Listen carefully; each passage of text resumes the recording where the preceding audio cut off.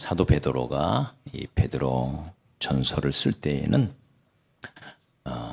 기독교 역사상 가장 끔찍한 박해, 끔찍한 핍박 시대, 소위 네로 황제로 인한 핍박이 폭풍우처럼 점점 다가오고 있을 때였습니다. 시시각각으로 다가오는 고난과 시험을 대비하기 위하여 너에게 앞으로 엄청난 고난의 폭풍우가 휘몰아쳐 올 것인데 너희가 이런 상황 속에서 어떻게 이겨낼 수 있을까? 이것을 가르쳐주고 준비시켜주기 위함으로 이 책을 기록했습니다. 그래서 베드로 전서 이 짧은 책에 보면 고난과 시험이라는 말이 무려 21번이 나온다고 했습니다. 무려 끊임없는 고난이 너희들 앞에 또 혹독한 시련이 너희 앞에 찾아오게 될 거다. 이 고난, 이 시련 중에 너희가 어떻게 해야 되느냐. 그러면서 오늘 본문에 보면 고난 중에 기억해야 할 4가지 명령을 주시죠. 우리가 처음에 살펴보았던 너희가 겸손해야 된다. 고난 중에 겸손해야 된다. 때가 되면 주께서 높이실 것이니 겸손해라. 2번째는 모든 염려는 주께 맡겨라. 왜냐? 우리 주께서 우리의 모든 삶을 돌보아 주시기 때문에 모든 염려는 다 주께 맡겨라.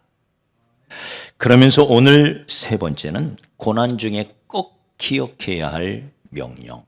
3번째, 근신하라, 깨어라. 네, 따라합시다. 근신하라, 깨어라. 네. 근신한다는 것은 뭐예요? 삼가 조심해야 된다. 고난 중에 그 고난이 내 인생을 망가뜨리지 않도록, 그 고난 중에 빠져서 허우적거리다가 침몰하지 않도록 삼가 조심해야 된다. 그 다음에 고난 중에 꼭 기억해야 할 것, 깨어 있어야 된다. 우리 속담에도 범에게 물려가도, 호랑이에게 물려가도 정신만 바짝 차리면서 한다고 그랬죠? 고난 중에 자포자기하고 손 놓아버리면 끝나는 거예요. 그 고난 중에 꼭 기억해야 된다. 너희 영이 깨어 있어야 된다. 깨어 있으면 얼마든지 이겨낼 수 있다. 그 말이죠. 여러분, 우리가 인생을 살아가다 보면 필연적으로 고난과 시험을 맞닥뜨리게 되어 있습니다. 비록 네로 황제와 같은 그런 극심한 핍박은 아니라 할지라도 크고 작은 시련들이, 크고 작은 시험이 우리 앞에 끊임없이 펼쳐집니다. 그래서 오늘 말씀의 9절에도 보면 너희가 당할 여러 가지 고난들은 너희 형제들도, 세상에 있는 너희 형제들도 동일한 고난을 당한다 라고 말합니다. 다시 말해 예수를 믿고 하나님을 섬기는 백성 중에 고난이 없는 사람은 없다는 거예요. 그런 거 안 받으려고 예수 믿는데 주님은 말합니다. 동일한 고난을 겪는다. 그러니까 우리가 인생이 무엇인지를 잘 오늘 말씀을 통해서 기억해야 돼요. 인생이라고 하는 것은 우리가 구원받아 비록 하나님의 백성이 되었지만 아직 우리가 천국에 간 게 아니에요. 아직은 광야 같은 이 세상에 남아있어요. 그리고 이 광야 같은 세상의 왕은 누구냐? 악한 마귀예요. 우리의 대적 마귀가 이 땅을 다스리고 있어요. 그 세상 속에, 그 광야 같은 세상 속에 우리는 여전히 남아있어요. 그래서 성경은 너희가 예수를 아무리 잘 믿어도 너희에게 시련이 없을 거라고 약속한 적은 없어요. 시련으로부터 우리가 면제받을 거라고 하는 약속은 없어요. 다만 어떤 시련이 와도, 불시험 같은 혹독한 고난이 와도 너희는 다 이겨낼 수 있음을 약속해요. 할렐루야. 여러분, 광야 같은 이 세상, 마귀가 왕노릇하는 이 세상을 살아가는데 고난이 없다면 이상한 거죠. 이 세상 어느 곳에든지 바이러스가 있습니다. 세균은 어디든지 있어요. 바이러스 없는 곳이 없어요. 이 세상에 무균실 같은 환경을 기대한다면 그건 정말 잘못이에요. 이 세상에는 무균실이 없어요. 어디 가든지 바이러스가 들끓어요. 네. 다시 말해, 우리가 어디에 이르렀든지, 그리고 어디에서 살고 있든지, 어디에 존재하든지 간에 우리에게는 끝없는 시련과 시험과 고난이 찾아올 수 있다. 그래서 여기 베드로전서 1장 6절에 보면 너희가 여러 가지 시험을 만난다. 야고보 사도도 야고보 1장 2절에 똑같은 표현을 써요. 너희에게 여러 가지 시험이 있다. 종류도 다양하고 모양도 다양하고 크기도 다양하고 색깔도 다양하고, 네? 다양한 시험이 있다는 거예요. 다양한 시험. 어떤 사람에게는 건강의 문제로 찾아오는 시험이 있고, 어떤 사람은 돈 문제로 시험이 찾아오기도 하고요. 어떤 사람은 인간관계 때문에 시험이 찾아오는 사람도 있고, 때로는 배신을 당하기도 하고, 그러다 보면 원망이 우리 입에서 나오기도 하고, 염려, 걱정, 근심이 나오기도 하고. 이런 시험은 예고하고 찾아올까요? 폭풍우나 장마는 대부분 예고가 있어요. 안 맞을 때도 많지만 그래도 일기예보라는 것이 있어서 우리가 대비를 하잖아요. 시험 예보가 있을까요? 예보가 없어요. 전혀 생각하지 못했던 곳에서 시험은 찾아오. 네. 그러니 평소에 대비한다는 게 쉽지도 않아요.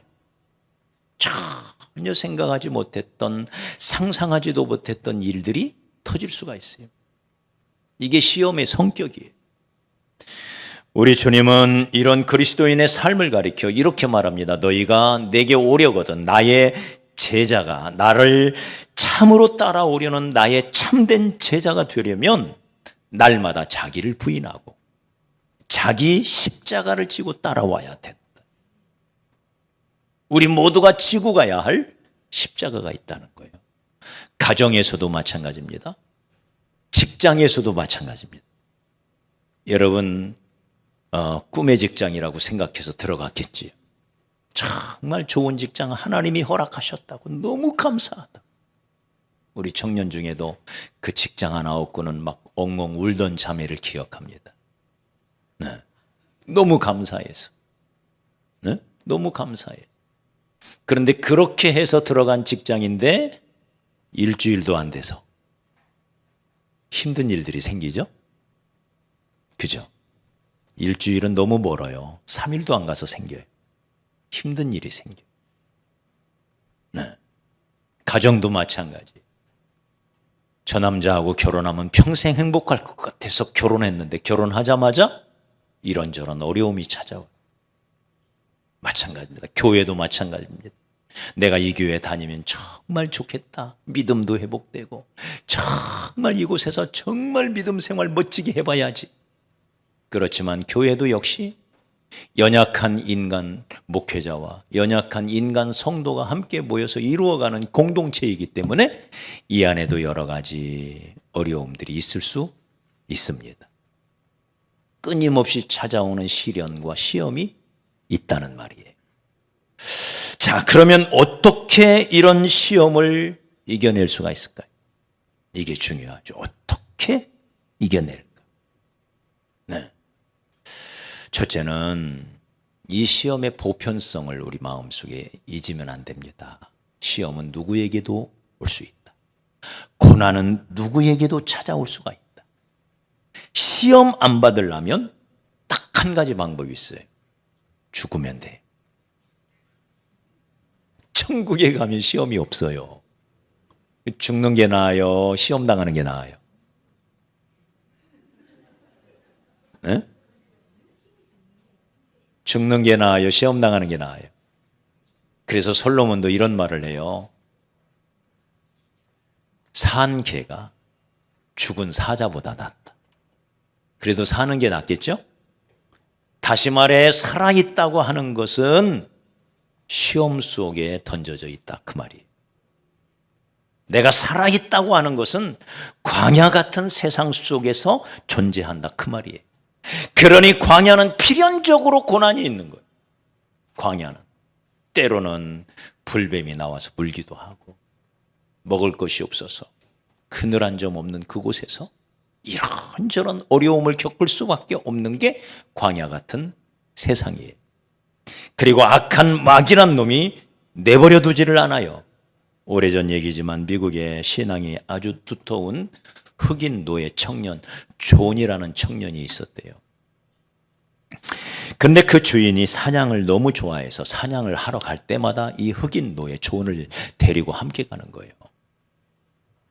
어느 날 주인이 존에게 물었습니다. 존, 너는 예수를 그렇게 잘 믿는데 어찌하여 네 인생에는 그렇게 많은 고난과 시험과 어려움이 있느냐?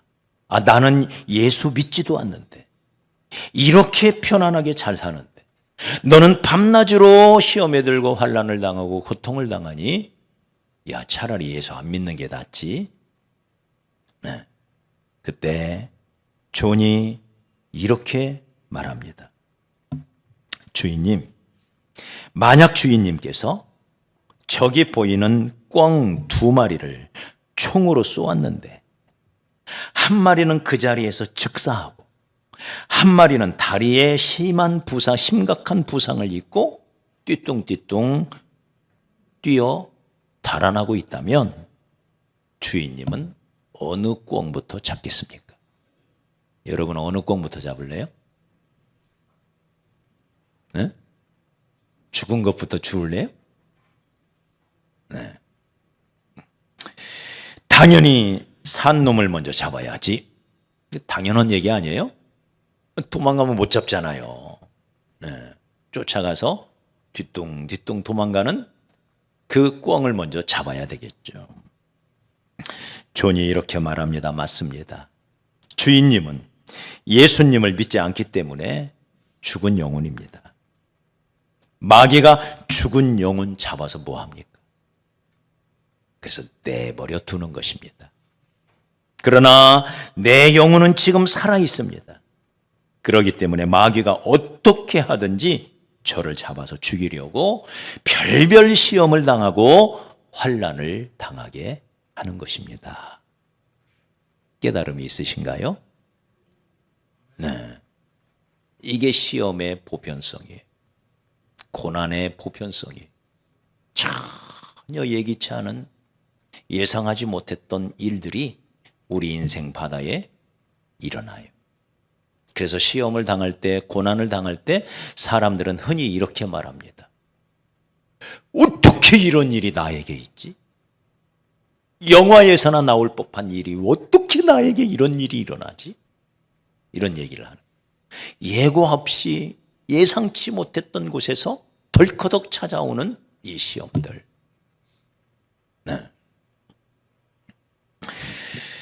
여러분, 그러나 우리 주님이 함께 하십니다. 주님과 함께 배를 타고 바다를 지나갈 때에도 주님이 함께 타고 있는 배에도 폭풍우는 덮치는 네. 그 배에 주님이 없는 게 아니에요. 내 인생의 배에 주님이 타고 계세요. 그런데도 폭풍우는 예고 없이 찾아오는 거예요. 그러나 주님이 함께 타고 있는 배는 결코 전복되지 않습니다. 할렐루야. 네. 다시 말해 어떤 시험이든 이겨야 되는 것입니다. 고린도전서 10장 13절에 너희가 감당치 못할 시험 당함을 허락지 아니하시고 우리 하나님은 감당할 만한 시험을 주신대. 그리고 시험 당할 즈음에는 피할 길을 주셔서 너희로 능히 감당하게 하시느니라. 우리가 감당할 만한 시련, 감당할 만한 고난을 하나님은 주신다는 거예요. 그리고 피할 길도 함께 주셔서 그 시험을 이기게 하신다는 거예요. 그러므로 어떤 시련도 우리는 이길 수가 있습니다. 시험에 지면 안 됩니다. 시험에 지면 두 눈 뽑힌 삼손처럼 비참하게 되고, 시험에 지면 바보가 됩니다. 우리 옆 사람 축복합시다. 시험에 지면 비참해지고, 시험에 지면 바보가 된다. 할렐루야. 네. 이겨야 합니다. 이기는 자가 천국에 가는 것이고, 이기는 자가 면류관을 얻는 거예요. 이겼다고 하는 건 뭐죠? 이겼다고 하는 거. 싸움을 싸웠다는 이야기. 다시 말해 우리 인생, 우리 신앙생활에 싸움이 있다는 거예요. 전투가 있다는 거예요. 네. 그 싸움, 그 전투로부터 이겨낼 때 우리에게 승리의 면류관이 주어지는 것입니다. 그래서 요한계시록 2장 7절에 이기는 그에게는 내가 하나님의 낙원에 있는 생명나무의 열매를 주어 먹게 하리라. 요한계시록 2장 17절에는 내가 감추었던 만나를 주고 또 흰 돌을 줄 터인데 누구에게 주느냐? 이기는 그에게 주겠다. 그리고 그 돌 위에 새 이름을 기록한 것이 있나니 받는 자 밖에는 그 이름을 알 사람이 없느니라. 새 이름을 쓴 흰 돌을 주겠대요. 근데 그 돌 위에 새겨진 그 새 이름을 받는 자 밖에는 알 수가 없대요. 네. 어떤 이름이 새겨져 있을까요? 어떤 분은 승리한 그 사람의 이름이 써져 있다는 말도 있고, 흰 돌, 그것은 주님을 뜻하기 때문에 거기에 예수의 이름이 쓰여져 있을 거다. 네, 그렇게 말하는 분도 있습니다. 받는 자밖에는 알 사람이 없는 새 이름이 새겨진 하얀 돌을, 우리 백석교단이잖아요, 저희가. 그래서 백석이라는 말이 여기서 나오는 거예요. 네, 이기는 자에게 주어진 흰 돌. 흰 돌만 주어지는 게 아니에요. 요한계시록 3장 5절에 보면 이기는 자는 이와 같이 흰 옷을 입을 것이요. 하얀 옷을 입혀주신대요. 그러면서 3장 12절에 이기는 자는 내 하나님 성전의 기둥이 되게 하리니, 3장 21절에는 이기는 그에게는 내가 내 보좌에 함께 앉게 하여 주기를, 내가 이기고 아버지 보좌에 함께 앉은 것과 같이 하리라. 예수님이 모든 시험을 이기고 하나님 보좌 우편에 앉은 것처럼 저와 여러분도 이기는 자가 되면 예수님과 함께 그 자리에 앉게 될 것입니다. 그래서 요한계시록은 이기는 자들을 위한 책이에요. 성경이 바로 그와 같은 거죠. 마지막으로 그래서 요한계시록 21장 7절에 보면 이기는 자는 이것들을 상속으로 받으리라. 나는 그의 하나님이 되고 그는 내 아들이 되리라. 우리 옆 사람 축복합시다. 다시 한번 당신도 이기는 자가 되십시오. 승리자가 되십시오. 네, 이겨야 돼요. 어떤 시련도 이길 수가 있어요. 그럼 어떻게 이길 수 있을 거냐? 어떻게 이기느냐? 이게 중요하죠. 어떻게 이길 것이냐? 오늘 말씀은 첫째는 우리의 할 일을 먼저 얘기해. 우리의 할 일. 첫째는 근신하라. 네. 삼가 조심해라. 마치 우는 사자가 먹을 것을 찾아 두루 다니며 삼킬 것을 찾는다 그랬어요. 악한 마귀란 놈이 누구를 잡아먹을까? 누구를 지치고 낙심시킬까? 네? 누구를 시험에 들게 할까? 하고 두루 찾으며 돌아다닌대. 마귀란 놈. 누구를 잡아먹을까? 그래서 항상 근신해야 된다. 삼가 조심해야 된다. 그래서 고린도전서 10장 12절에 보니 선줄로 생각하는 자는 넘어질까 조심해라. 누가 시험에 드느냐? 연약한 신자가 시험에 들지 않아. 의외로 강한 자가 시험에 들 수가 있어요. 믿음 좋은 자라고 보여지는 그 사람이 시험 들 수가 있어요. 섰다고 생각하는 자가 시험 드는 거예요. 예수 오래 믿고 말씀 많이 알고 체험도 많이 하고, 네? 알 만큼 알고 경험할 만큼 한 사람이 시험 드는 거예요. 왜?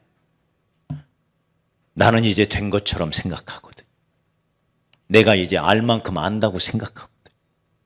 그래서 고린도전서 8장 2절에서도 사람이 무엇을 아는 줄로 생각하며 이는 아직도 마땅히 알아야 할 것을 알지 못함이에요.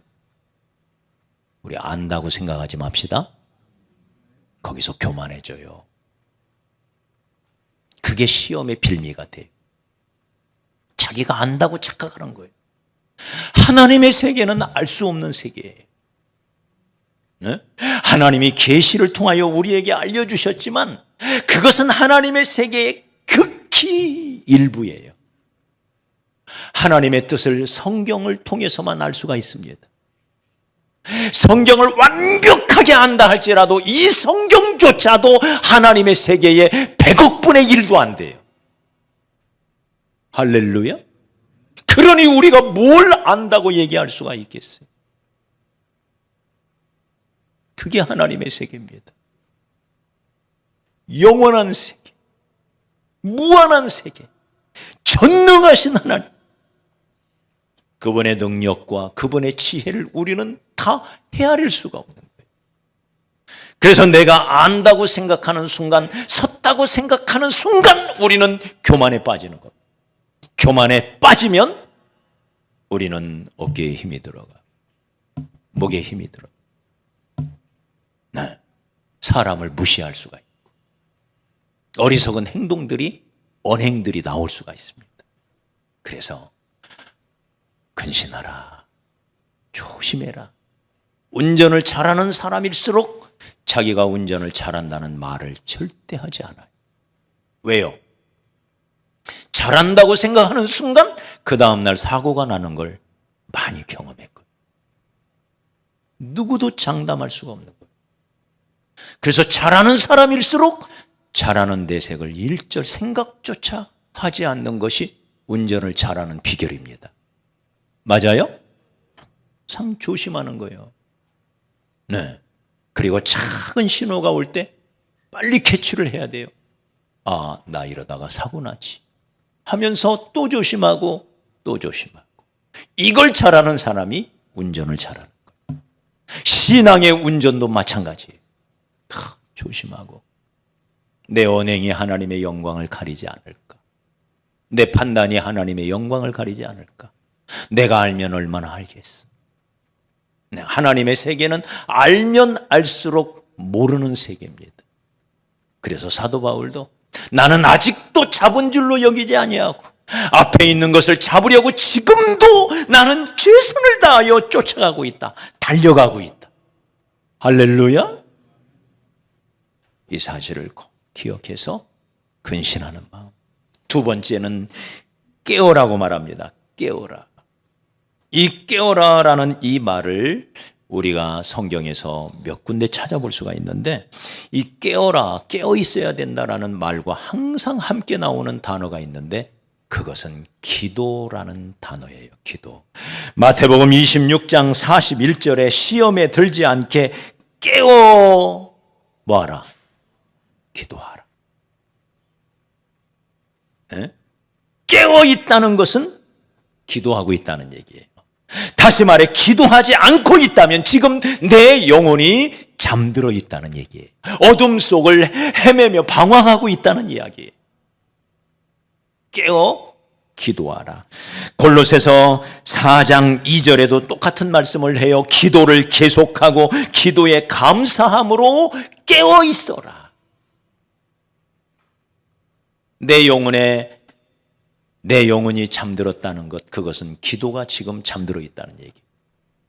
기도해야 할 시간에 잠들어 있다는 얘기예요. 여러분의 삶은 어떻습니까? 기도라고 하는 것은 빛 대신 주님 앞에 나가는 거예요. 그러기에 주님 앞에 나가면 나갈수록 내 영혼이 깨어나요. 내 주님과 멀어지면, 기도의 자리에서 멀어지면 어두움과 가까워지는 거예요. 그래서 내 영혼이 잠이 들어요. 그런 영혼을 악한 마귀가 노리는 거죠. 그래서 시험에 들지 않게 깨어있어 기도하라. 할렐루야. 기도에 깨어나시기 바랍니다. 따라합시다. 기도 안에서 그렇구나. 주를 멀리해서 그렇구나. 주를 가까이 하라는 신호예요. 기도의 자리로 나오라는 신호예요. 기도 안 하면 시험 들어요. 시험에 들지 않게 깨어있어 기도해라. 잘하는 이야기지만 베드로가 예수님을 3번 부인하며 시험에 빠졌을 때, 그 이전에 시험이 3번 찾아오기 전 기도할 기회가 3번 있었어요. 3번의 기회를 놓쳤을 때 3번의 시험이 찾아왔다는 거 우연이 아닐 겁니다. 주께서 나를 기도의 자리로 초대하십니다. 말씀으로 초대하고 순간순간 성령의 감동을 통하여 너 그러면 안 된다. 기도의 자리로 나가야 된다. 네 영혼이 기도가 회복되어야 한다고 주님은 말씀하셨을 거예요. 기도에 깨어있지 않는 순간 우리는 시험으로부터 자유로울 수가 없다는 걸 꼭 기억해서 기도의 자리로 나가시기를 주의 이름으로 축복합니다.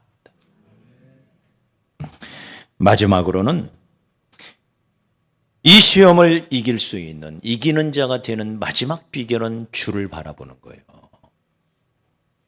주님만이 내게 승리를 주실 수가 있어요. 그래서 고린도전서 15장 57절에 보니 우리 주 예수 그리스도로 말미암아 우리에게 승리를 주시는 하나님께 감사하나니. 예수 그리스도를 통하여 우리에게 승리를 주신다. 할렐루야. 우리는 그리스도인이에요. 그리스도께 속한 자다 이 말이에요. 우리 그리스도는 승리하신 분입니다. 내가 다 이루었다고 선포하신 분이에요. 그분의 승리를 내가 내 것으로 만들려면 어떻게 해야 되느냐? 그분 안에 깊이 들어가야 하고 그분만을 바라봐야 하는 것입니다. 그래서 히브리서 12장 2절로 3절에 믿음의 주요 온전케 하시는 이인 예수를 바라보자. 그러면서 3절에 이렇게 말합니다. 너희가 피곤하여 낙심치 않기 위하여 죄인들이 이같이 자기에게 거역한 일을 참으신 자. 누구예요? 예수님이죠. 그분을 기억하라. 생각하라. 예수를 바라보고 예수를 생각하라는 거예요. 목사 바라보면 안 돼요. 아무리 훌륭한 목사라도 어쩔 수 없는 인간이에요. 그러니 저 같은 목사는 더더욱 마찬가지죠. 저를 바라보는 순간 저의 수많은 연약함, 부족함, 실수와 어리석음을 보다가 시험 들 거예요. 저를 바라보지 마시고 이 목사가 바라보는 주를 바라보시기 바랍니다. 이 목사도 여러분과 똑같은 성정을 가진 인간이요, 주님 앞에서는 똑같이 양에 불과합니다. 맞아요? 저도 양이에요. 어린 양이에요. 다만 제가 바라보는 주님을 여러분도 바라보시기를 바랍니다. 그래서 우리의 믿음의 주, 믿음의 대상, 우리가 믿고 의지하며 우리가 따라가야 할 분은 믿음의 주 예수다. 예수. 그 예수를 바라보고 어려울수록 힘들수록 그 예수를 의지할 때 그 예수가 나의 길이 되고 예수가 나의 소망이 되고 나의 힘이 되고 나의 지혜가 되고 나의 길이 되는 거예요. 할렐루야.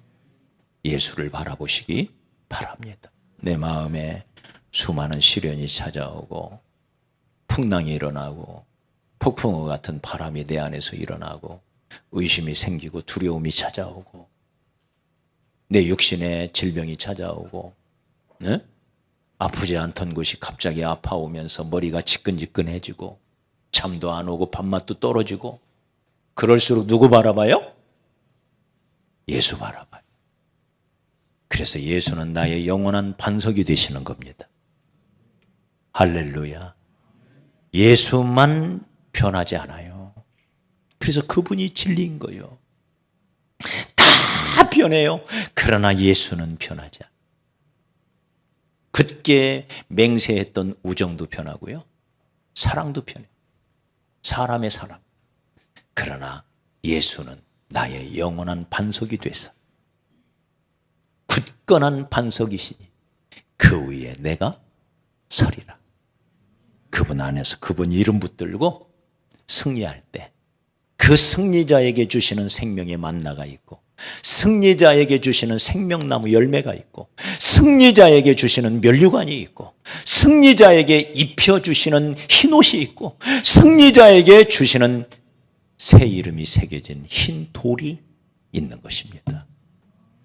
우리 모두 승리자가 되시기를 주의 이름으로 축복합니다.